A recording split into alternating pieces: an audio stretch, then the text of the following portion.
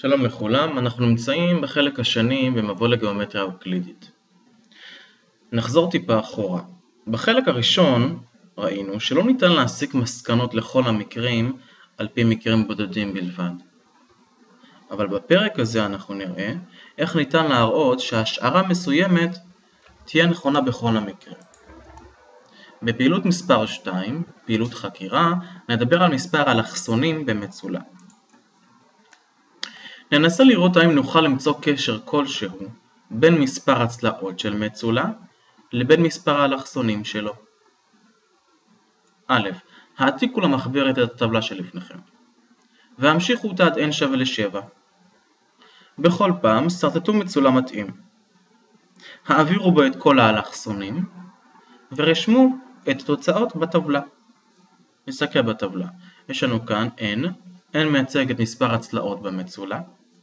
בהתחלה n שווה ל4, 5, רוצים שנמשיך עד 6 ו7. בטור השני רוצים שנסרטט את המצולה. אז בשביל 4 צלעות נוכל לסרטט מלבן, ריבוע למשל.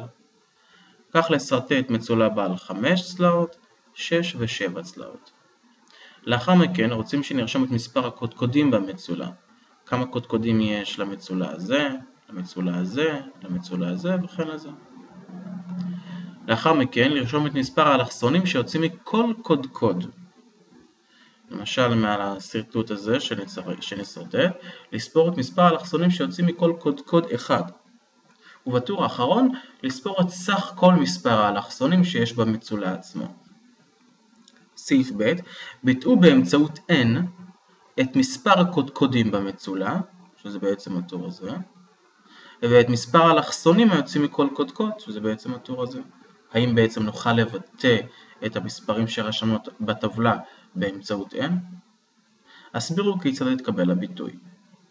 סעיף ג', מצאו ביטוי המתאר את מספר האלכסונים במצולה בעל n צלעות.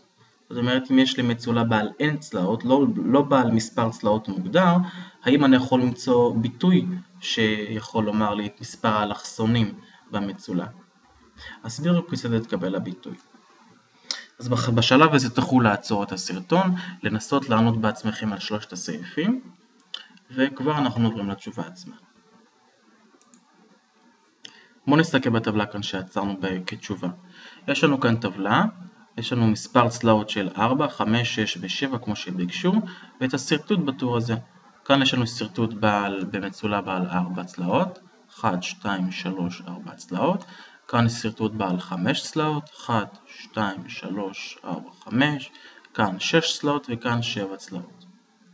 מספר הקודקודים במצולה. למצולה הזה יש 4 קודקודים כמספר הצלעות. למצולה הזה יש 5 קודקודים, 1, 2, 3, 4, 5, 5 קודקודים כמספר הצלעות. אותו דבר כאן. במצולה הזה יש 6 קודקודים, שזה גם יוצא כמספר הצלעות, וגם כאן 7 קודקודים, שזה יוצא כמספר הצלעות. מספר אלכסונים שיוצאים מכל קודקוד. אז בואו נסתכל כאן, למשל בקודקוד הזה יש את האלכסון הזה בלבד. זאת אומרת שמספר אלכסונים שיוצאים מכל קודקוד הוא 1, כי מהקודקוד הזה יוצא 1, מהקודקוד הזה יוצא 1, מהקודקוד הזה יוצא 1, וכן מהאחרון. אז מספר אלכסונים שיוצאים מכל קודקוד הוא 1. בואו נעבור למשל לדוגמה הזו. מספר אלכסונים שיוצאים מכל קודקוד. נבחר קודקוד מסוים, נניח למשל את הקודקוד הזה, נספור את מספר האלכסונים שיוצאים ממנו, מהקודקוד הזה, זה 1, 2, 3, 4. יש 4 אלכסונים שיוצאו מהקודקוד הזה. סך כל מספר האלכסונים זה בעצם משהו שנצטרך לספור בעצמנו. כאן קל לראות שיש סך הכל 2 אלכסונים. כאן 5 אלכסונים. כאן יותר מאתגר קצת לספור, אפשר לנסות במרקר בדף עצמו. וכאן ניתן לספור שיש סך הכל 14 אלכסונים. אז בואו נחזור חזרה לסעיפים הקודמים, לראות אם ענינו על השאלות. אז בסעיף א', העתקנו את הטבלה, המשכנו אותה עד n שווה ל7, סרטטנו מצולה מתאים, העברנו בו את כל האלכסונים, ורשמנו גם את התוצאות בטבלה. בואו נלך לסעיף ב'. בטאו באמצעות n את מספר הקודקודים במצולה, ואת מספר האלכסונים היוצאים מכל קודקוד, שזה בעצם הטור הזה והטור הזה, וגם נסביר איך הגענו לזה. בעצם מספר הקודקודים במצולה, כמו שאנחנו רואים פה, זה יהיה כמו מספר הצלעות במצולה. אפשר לספור ולראות שבעצם זה לכל המקרים. מספר האלכסונים שיוצאים מכל קודקוד. כאן ראינו שיש אלכסון אחד שיוצא מכל קודקוד, כאן שני אלכסונים שיוצאים מכל קודקוד, 3, 4 אלכסונים שיוצאים מכל קודקוד לסרטוט הזה. בואו ננסה לראות אם אנחנו מוצאים איזשהו קשר בין הטור הזה לטור הזה. הקשר שניתן לראות זה כשיש 4 קודקודים, יש אלכסון אחד שיוצא מכל קודקוד. ול-5, 2, ול-6, 3, ול-7, 4. איזה קשר ניתן לראות? אז נוכל לראות שבעצם, אם נוכל להגדיר את זה כך, יש לנו בעצם n פחות 3. אם n מייצג את מספר הצלעות במצולה, אז 4, איך הגענו ל-1? הפחתנו ב-3. ול-5, איך הגענו ל-2? הפחתנו 3. ול-6, איך הגענו ל-3? הפחתנו ב-3, וכך ל-7. 7 פחות 3 זה 4.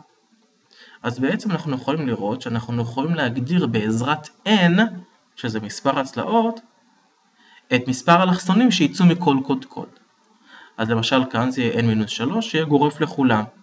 כי 4 פחות 3 זה 1, 5 פחות 3 זה 2, 6 פחות 3 זה 3, ו7 פחות 3 זה 4.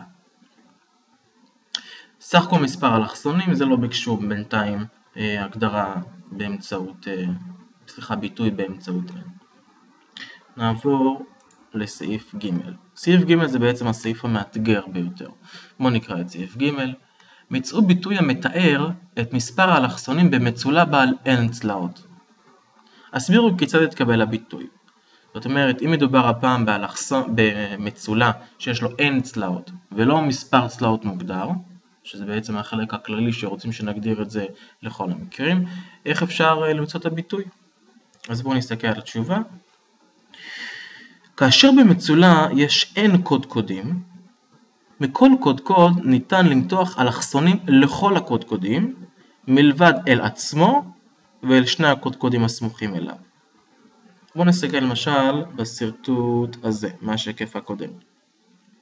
למשל במצולה הזה שיש לו 5 צלעות, אז מכל קודקוד, למשל ניקח את הקודקוד הזה, אני יכול למתוח אלכסונים לכל הקודקודים, חוץ מאל עצמו, ולשני הקודקודים הסמוכים אליו. למשל הקודקוד הזה, אני לא יכול למתוח אלכסון לכאן, שזה לקודקוד הסמוך, ולקודקוד הסמוך הזה. וגם לעצמו אני לא יכול למתוח אלכסון. מה זה אומר? שזה בעצם מכל קודקוד, אני יכול למתוח n פחות 3 אלכסונים. ומכיוון שיש לי סך הכל n אלכסונים במצולה, יש לי כאן n קודקודים, אז בעצם אני יכול לומר שאני יכול למתוח במצולה עצמו n פחות 3 כפול n. n פחות 3 מייצג את מספר האלכסונים שאני יכול למתוח מכל קודקוד, פחות 3 שזה לעצמו ולשני הקודקודים שסמוכים אליו. כפול n, ה-n הזה מייצג את סך הכל הקודקודים שיש לי במצולה. זאת אומרת שזה בעצם n-3 כפול n מייצג לי את מספר האלכסונים שאני יכול למתוח לכל קודקוד במצולה. עכשיו מה קורה? בדרך הזו ספרנו כל אלכסון פעמיים. למה? מכיוון שהאלכסון מחבר בין שני קודקודים. אז אנחנו צריכים להוציא כל אלכסון פעמיים, פעם אחת מכל קודקוד. למה אני מתכוון? בואו נסתכל פה למשל. בקודקוד הזה אנחנו רואים שאני יכול למתוח אליו אלכסון, לקודקוד הזה וגם אליו. עכשיו, את הקו הזה ספרתי גם מהקודקוד הזה, וגם אחר כך כשאני אגיע לקודקוד הזה אני שוב פעם אספור אותו שוב. כי הרי זה בעצם קו שמשותף לשני קודקודים. אז מה קורה? שבעצם אם אני סופר לפי הנוסחה הזו, אני סופר בעצם פעמיים כל קודקוד. כי כל קודקוד יש לו שני קווים, יש לו קו אחד שמחבר, יותר נכון ככה, כל האלכסון יחבר בין שני קודקודים. לכן אני צריך לחלק את התוצאה בשניים. אז עכשיו מספר האלכסונים במצולה הוא אם n מייצג את מספר הצבעות במצולה, אז זה יהיה n כפול n מינוס 3 לחלק ל-2. כאשר נפרק שוב ונסביר, n מינוס 3 מייצג לי את מספר האלכסונים שאני יכול למתוח מכל קודקוד, פחות 3. ה-3 זה בעצם האלכסון שאני לא יכול למתוח לעצמו ולשני הקודקודים הסמוכים אליו.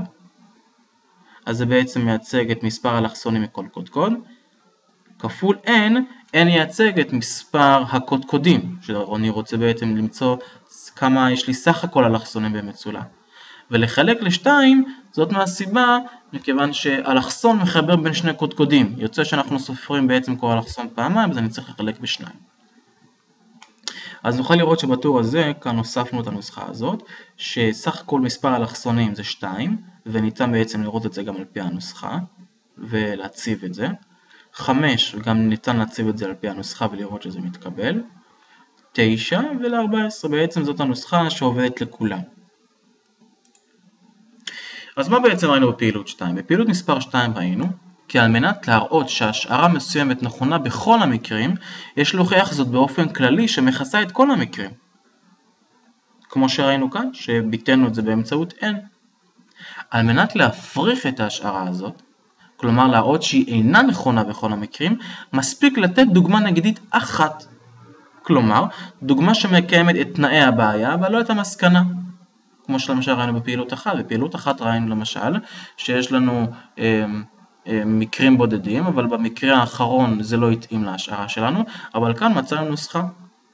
אתם יכולים למשל לנסות לראות אם זה באמת צודק, אולי יש איזשהו מקרה שלא מתאים לנוסחה הזאת. עד כאן.